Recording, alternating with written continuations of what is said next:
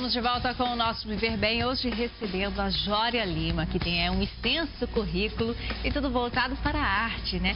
Ela está nos ajudando a entender um pouco mais de como tudo isso pode agregar a nossa qualidade de vida, ao nosso bem-estar.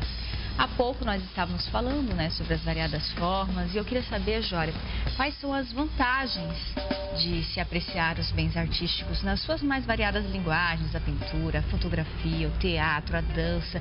A arte ela é bastante extensa, né? Nós temos essas formas, né, que a conhecemos, já trazemos de outras culturas, né? E as vantagens, vamos dizer assim, é que nós podemos com isso ampliar nossa visão de mundo. Que a arte necessariamente ela traz uma visão de mundo. E também através dela a gente se sente solidário ao outro. Porque necessariamente a arte está relacionada à nossa vida, à nossa condição humana.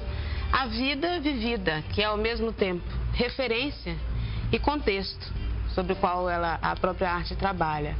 Então a vantagem é você não se sentir também tão só. Porque o ser humano ele tem necessidade do outro.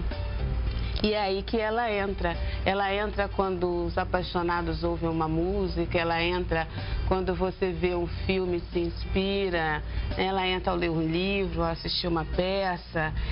Isso tudo são relações que nós temos necessidade de estabelecer para nos compreendermos e para nos relacionarmos com o outro. Por isso ela se faz necessária e por isso ela atua no bem-estar físico, psíquico e emocional do ser humano. E quem compartilha conosco agora uma história é o poeta Eliseu Braga. Ele é escritor e também vive da arte. A gente vai acompanhar agora.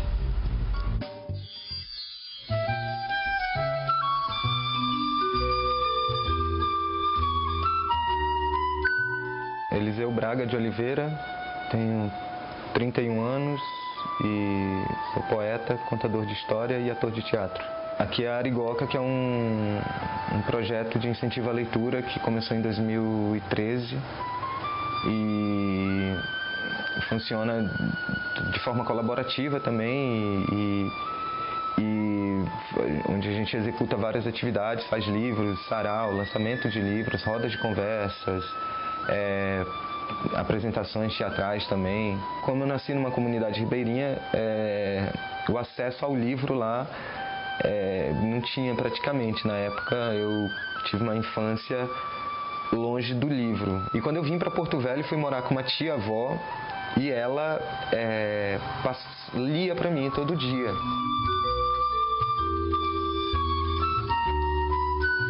Das histórias que a minha tia contava, uma dessas histórias era um poema da Cecília Meirelles, que é a Chácara do Chico Bolacha, que era um jogo entre o X e o CH, e era um poema que trabalhava as palavras X e CH e ia rimando isso.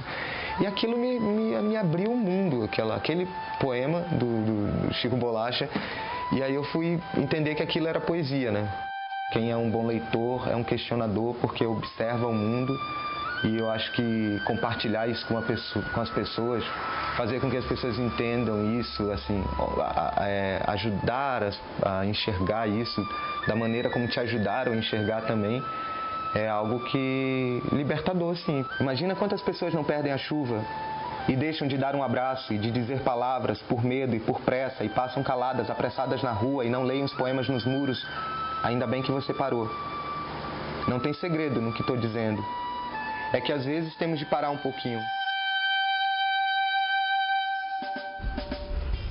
Dois pontos que eu achei bastante interessantes que chamaram a atenção, Jória. Um deles é o fato do Eliseu nascer em uma comunidade que normalmente não tem o acesso ao ensino, né, como gostaríamos, que a realidade fosse.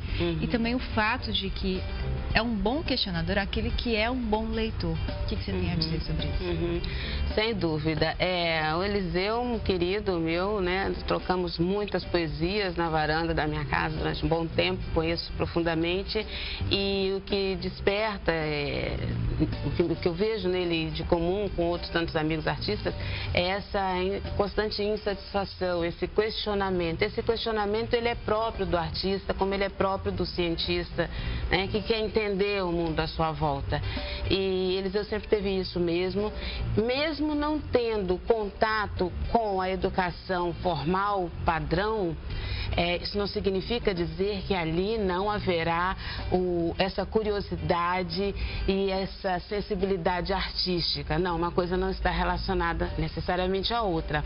Como eu disse, a arte, ela nasce quando nasce um ser que observa, questiona e se observa o meio à sua volta e o outro e começa a se questionar. Então é o resultado de reflexões, observações e reflexões. E esse instituto até vai fazendo com que a pessoa vença os obstáculos, né? Hoje ele escreve, sem dúvida. Ele apresenta a sua arte para outras pessoas, então ele conseguiu ultrapassar essas barreiras e se tornar um grande artista. Isso, e ele conseguiu, e aí veio o grande presente, que ele conseguiu através de um objeto de arte, né, um produto de arte que é um livro, ele conseguiu ser tocado, ser afetado por um outro eu que escreveu aquele livro, que estava antes dele, que tinha então questionamentos semelhantes.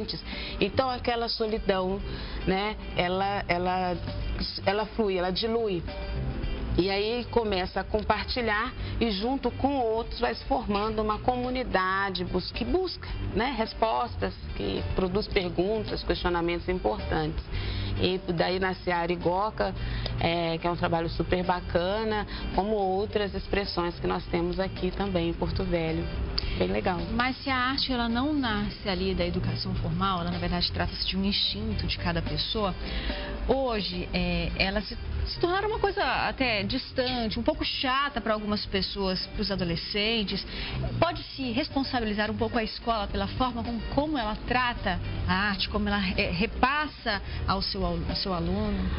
Sim, posso dizer que eu vou dar o seguinte exemplo, é como se os alunos, se estivessem mostrando a foto de uma víbora, de uma serpente, e esperasse que o aluno, ao ver a foto, fosse picado e inoculado com esse veneno absoluto. É impossível esperar isso. Então, o que se faz na escola é dar informação. Ele vai saber que existe uma foto daquela serpente, mas não vai ser por ela inoculado. Não há risco, não há perigo. A arte é risco, a arte é perigo. Melhor seria dar-se a oportunidade de vivenciar isso. Se você tem a oportunidade de vivenciar, por menor que seja o tempo dedicado àquilo na escola, seria maravilhoso, o resultado é outro. Experimentar o corpo no movimento de dança, experimentar a expressão no teatro, experimentar a poesia, né? Ouvir a leitura. Então, esse contato sim faz a diferença. Dizer que existe é apenas uma informação inócua. Tá certo, pausa rápida mais uma vez, não saia daí, estamos falando sobre arte e cultura e daqui a pouquinho nós estamos de volta.